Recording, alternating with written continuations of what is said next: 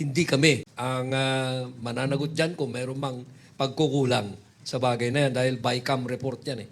Wala kaming kinalaman sa BICAM report. Alisin natin sa consciousness ninyo na kami may kinalaman sa mga blank pages na sinasabi ninyo. No? That is why we resented so much yung impression that the President was given a blank check. Wala kaming kinalaman doon sa internal sa Congress yun. And that is why we also respect the boundaries by not commenting kung sino yung to be blamed or not. No?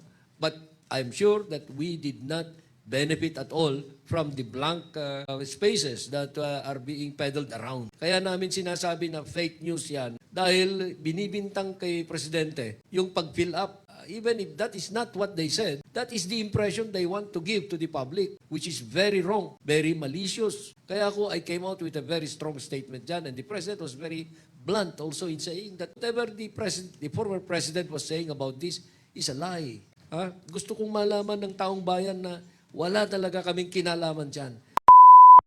Secretary Amina, pakilinaw lang po yung naging pahayag ni Representative Ungab na merong mga blank items doon sa BICAM report. Sino po yung nag-fill in nitong mga blanks na ito bago siya na submit bilang endorsed bill? Kayo na rin po nagsabi, it's the BICAM report po.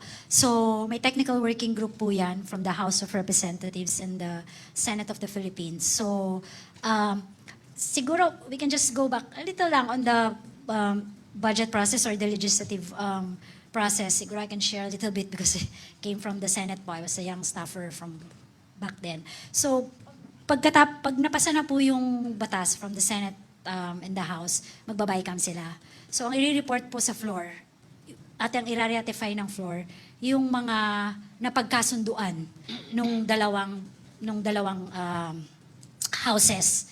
Kasi minsan po, magkaiba ang version nila. So, ang i-report po nung chairman ng appropriation at saka chairman ng finance na ipapasa nung dalawa yung agreements nila doon sa mga provisions ng pinasa nilang bill. So, yun po yung BICAM. Pagkatapos po yun na-ratify, babalik po sila sa kanilang mga technical staff and then they will write it again.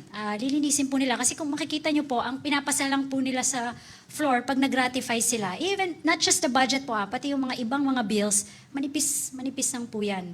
Yun lang pong mga napagkasunduan nila. And then all the rest, wala pa po yan. So babalik po sila sa technical working group nila, sa mga staff nila, isusulat nila na maayos, and then magkakaroon po ng enrolled bill, enrolled version. Yung enrolled version po, yun po yung pinapasa sa Office of the President na pirmado po ng Speaker of the House at saka yung officer po niya, Senate at saka yung SecGens po nila.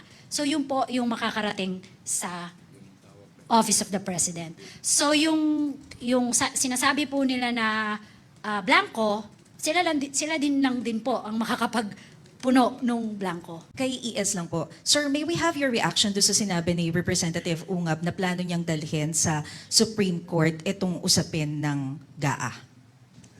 Hindi ko mapipigilan si Congressman Ungab at saka yung mga similarly minded people who would want to put up a challenge.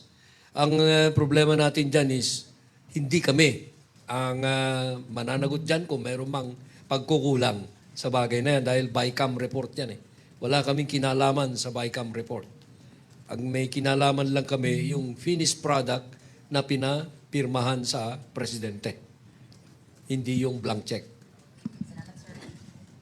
Next question, Pia Gutierrez, ABS-CBN. Kay Secretary Pangandaman, meron pong criticisms on the modifications na ginagawa ng OP on the budget. Could you please explain to us yung legal basis po nitong mga adjustments na ito? Kasi like for example, tinatanong po ng ibang mga congressmen, can the President actually declare savings at the start of the year? Di naman po, kasi savings nga po. So, nasan ba yung listahan ko kanina? Meron pong mga specific rules and regulations, may budgeting rules and guidelines po tayong sinusunod. Karamihan po doon ay nakalagay sa General Appropriations Act natin. Hindi ko lang memorize yung mga sections. Baka meron kayo dyan. Ano yung mga sections na kailangan. So yun, we follow that. Hindi po kami pwedeng magbalik. Again, hindi po pwedeng magbalik kami ng mga projects and programs na nawala sa GAA. Kailangan po nandoon siya. And may rules po yung tatlong sinabi kong mechanism. May general provisions po tayo for the use of savings, augmentation, and the use of unprogrammed appropriations, and the use of contingent fund. I can provide po the details and the specific general and specific provisions. Yes. Gusto ko lang dagdagan. Mayroong kasing tanong, part of that question was, are there already savings as early as now? Yes, of course, because there are many vacant positions na nagkaroon na ng allocation sa budget. Pero if they are unfilled, January, they become savings for the month until na magkaroon ng occupant of that office. Yung sweldo doon, savings yun, technically speaking. So, yung characterization of those funds na hindi na spent for specific purposes beginning the year, this will be part of the savings. Only the President may, however, use the savings through his power of augmentation. Napag-usapan po ba dito sa forum ninyo kung ano ang magiging implication nitong looming legal constitutional challenges sa budget? Hindi pa namin alam kung ano yung complexion ng mga challenges. We are just receiving this from the media that there will be challenges. But until we see the actual complexion of all those, whatever challenge may be mounted, it is speculative for us to say or comment on any of them. Pero ano ho kaya magiging scenario should it come to that, na magkaroon nga po ng legal challenge sa budget and then the Supreme Court steps in and Wala. declares it unconstitutional? Paano ho mangyayari sa budget natin? Wala. Alam mo, the Supreme Court will never stop the budget from being implemented. All right? I cannot understand if the Supreme Court will have that tendency to put a stop to it, even if any of those challengers will ask for a TRO. Because the government must function, must be run. Now, sasabihin nila, fall back on the reenacted budget. But the reenacted budget can come only when there is a finding that it has been vetoed or the Supreme Court has nullified the present budget. But that is yet to be in the end of the year or maybe when this resolution of these challenges will have been delivered. Okay, but right now, the government must continue to function. There is a duly approved budget subject to all those that were vetoed, the items. As we have been clearly telling, the effect of the veto is only to reduce the deficit. Because that is all that the veto has as a consequence. The realignments will happen only later on in the spending process. To Secretary Amena, is this the first time po na naka-experience kayo na may mga blank items or blank figures dun sa BICAM report?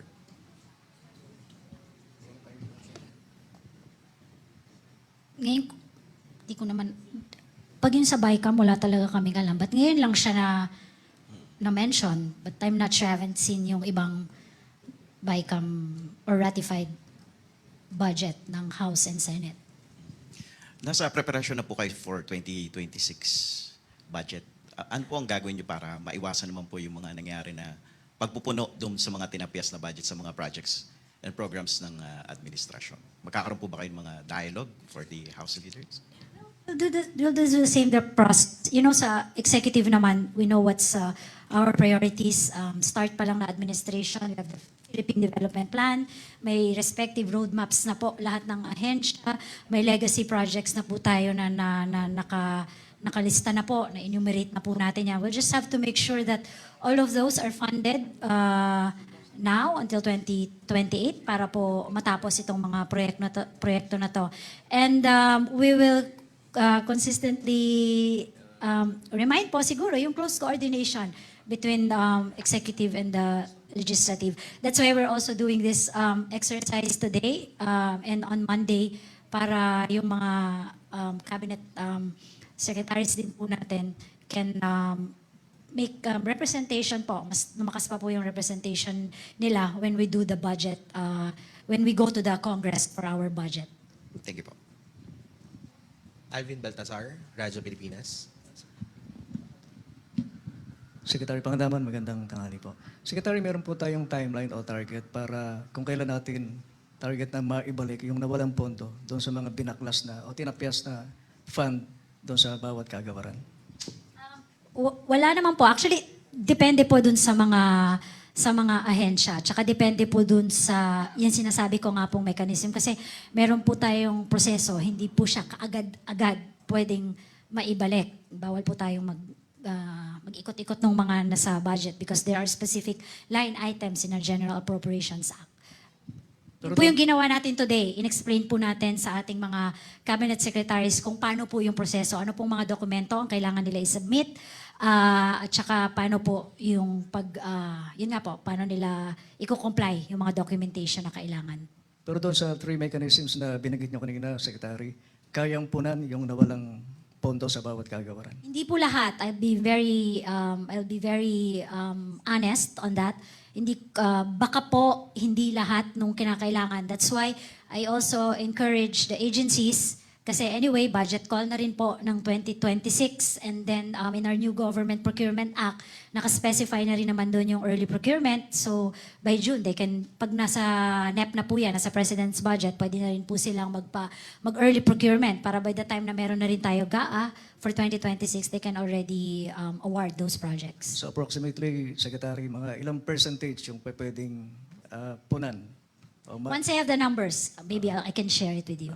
ES, ilang porsyento po ba, and SecMina, yung nabago po sa NEP o President's Budget na isinabit sa Kongreso, kasama po ba yung mga lumitaw na blank items dun sa nabago sa NEP? Wala po ba talagang alam si PBBM, ang ating Pangulo, dun po sa mga sinasabing blank items? Kaya tuloy yung trabaho ulit, bumalik po sa ating Pangulo na isa-isa niya tuloy kinakausap ang bawat agencies para lamang doon sa kanilang mga proyekto, programs po na naapektuhan ng mga tinapyas na budget sa ating GAA. Thank you po. Alisin natin sa consciousness ninyo na kami may kinalaman sa mga blank pages na sinasabi ninyo. No? That is why we resented so much yung impression that the President was given a blank check. Wala kaming kinalaman doon sa internal sa Congress yun. And that is why we also respect the boundaries by not commenting kung sino yung to be blamed or not. No? But I'm sure that we did not benefit at all from the blank spaces that are being peddled around. Kaya namin sinasabi na fake news yan dahil binibintang kay Presidente yung pag-fill up. Even if that is not what they said, that is the impression they want to give to the public, which is very wrong, very malicious. Kaya ako, I came out with a very strong statement dyan, and the President was very blunt also in saying that whatever the former President was saying about this is a lie. Gusto kong malaman ng taong bayan na wala talaga kaming kinalaman dyan. Tanungin ninyo, mga congressmen, mga senators. And that is all that we can say at this point. ES, isa po ba sa implication po ng mga pagbabago sa NEP ay yung araw-araw pong kinakausap ng Pangulo, isa-isa yung mga government agencies, kaya po tuloy parang bumalik yung trabaho sa ating Pangulo? Anong ibig sabihin? Dahil po doon sa mga binago sa NEP, kaya po napilitan ng Pangulo na isa-isang kausapin yung mga government agency po. Consultation ang tawag dyan, ano? Because, of course, the President always wants to know kung ano ang pangangailangan ng mga opisina na nasa executive. So, kung merong lumabas na nabawas dun sa GAA, sa NEP na sinubmit namin sa Congress, siyempre, si Presidente gusto niyang malaman kung ano yung magiging epekto sa mga agencies na nakaranas ng ganon. Okay? Hindi naman, there are areas na yung NEP dinagdagan, pero hindi masyadong pansinin yon. Yung mga binawasan sa NEP, yun ang mga pinansin namin. ES last na lang po, meron po bang from Kong Ungab na nagpunta po sa inyo para ipakita yung claim nila na may mga blank items po talaga. Hindi namin kailangan kausapin si Congressman Ungab. Siya ang magpapatunay sa kanyang sinasabi. Kasi wala kaming kinalaman sa kanya. Wala kaming kinalaman sa blanks. That's his invention. If there were really true omissions, let the Congress, the lower house or the upper house explain kung meron. Pero patunayan muna kasi ang hirap sabihin niya na meron talaga. Hindi namin alam eh. Wala kami, up to that point, hindi kami involved. Umani naman ito ng iba't ibang reaksyon mula sa ating mga netizens. Ayon kay Rene Shapi, ilabas mo ang tapang mo verse amin, huwag kang matakot at maging tapat ka sa taong bayan na nagbibigay ng sahod mo. Pahayag naman ni Miriam Lopez, dapat sila Congressman Romualdez, Co, Quimbo at Senator Escudero at Po ang dapat magpaliwanag at hindi ang Executive Department. At ito naman ang saloobin mula sa ating kababayan na si Milday Buo, ang tanong ng taong bayan, sino ang nag-fill in the blank doon sa mga blanke ng Baycam report? Mga kababayan, feel free to comment below para maglabas ng saloobin sa balitang ito.